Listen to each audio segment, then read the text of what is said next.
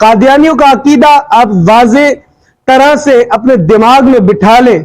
اور یہ سوچ کر رکھیں کہ قادیانی کس فکر پر چلتے ہیں، کس عقیدے پر چلتے ہیں، کہ وہ کہتے ہیں کہ ان کا جو باطل جسے یہ نبی مانتے ہیں مرزا غلام احمد قادیانی، اب یہ کہتے ہیں کہ یہ بھی اللہ کا نبی ہے معاذ اللہ، حالانکہ اللہ رب العالمین نے کم و بیش 1,24,000 انبیاء کو اپنے بندوں کی رہنمائی کے لیے زمین پر بھیجا،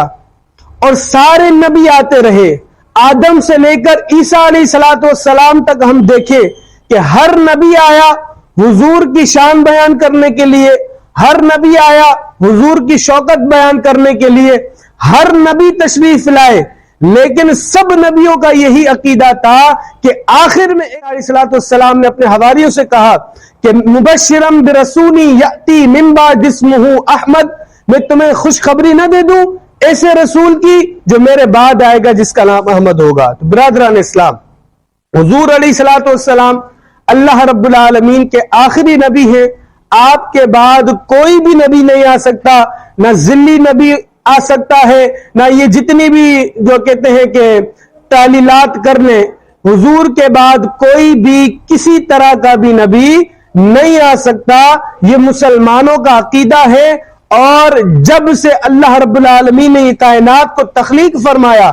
جب سے اللہ رب العالمین نے اس کائنات کو بنایا ہے، اس وقت سے لے کر حضور علیہ السلام تک جتنے بھی انبیاء آئے سب نے یہی کہا ہے کہ سرکار دو عالم صلی اللہ علیہ وآلہ وسلم اللہ کے آخری نبی ہے۔ اب قرآن اس بات کا گواہ ہے۔ سورۃ الاحزاب کے اندر اللہ رب العالمین ارشاد فرماتا ہے ما کان محمد ابا احد من رجالکم ولکن رسول اللہ وخاتم النبیین وکان اللہ بکل شیء علیما۔ اللہ فرماتا ہے کہ یہ جو محمد صلی اللہ علیہ وآلہ وسلم ہے، یہ جو حضور علیہ السلام ہے، ما کان محمد ابا، فرمایا کہ یہ تمہارے مردوں میں سے کسی کے باپ نہیں ہے، ما کان محمد ابا احد من رجالکم، تم میں سے کسی ایک کے مردوں کے باپ نہیں ہے، بلکہ وَلَٰكِن رسول اللہ وخاتم النبیین، یہ اللہ کے رسول ہیں، اور رسول بھی وہ ہیں جو آخری رسول ہیں۔ کون ہے؟ رسول بھی وہ ہیں جو آخری رسول ہے۔ تو معلوم ہوتا ہے قرآن اس بات پر شاہد ہے، قرآن اس بات پر گواہی دیتا ہے کہ حضور علیہ السلام کے بعد کسی طرح کا بھی کوئی نبی نہیں آ سکتا۔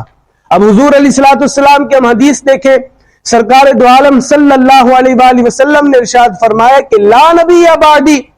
آپ نے فرمایا انا خاتم النبیین لا نبی بعدی، میں آخری نبی ہوں، میرے بعد کوئی نبی نہیں ہے۔ تو ہم قرآن کی روح سے دیکھیں تو حضور علیہ السلام اللہ کے آخری نبی، ہم حدیث کی روح سے دیکھیں حضور علیہ السلام اللہ کے آخری نبی، صحابہ کرام کا عقیدہ دیکھیں حضور علیہ السلام آخری نبی، صالحین کا عقیدہ دیکھیں حضور علیہ السلام آخری نبی۔ الغرض اس دنیا میں جو بھی انسان آیا اور اس کے اندر ایمان کا ذرہ بھی موجود ہے تو اس کا بھی یہی عقیدہ ہے کہ حضور علیہ السلام آخری نبی ہیں، حضور کے بعد کسی طرح کا بھی کوئی نبی نہیں آ سکتا۔ اگر کوئی مانے کہ حضور کے بعد نہیں جی جناب ذلی نبی آ سکتا ہے تو اس طرح کا نبی آ سکتا ہے، وہ کافر ہے،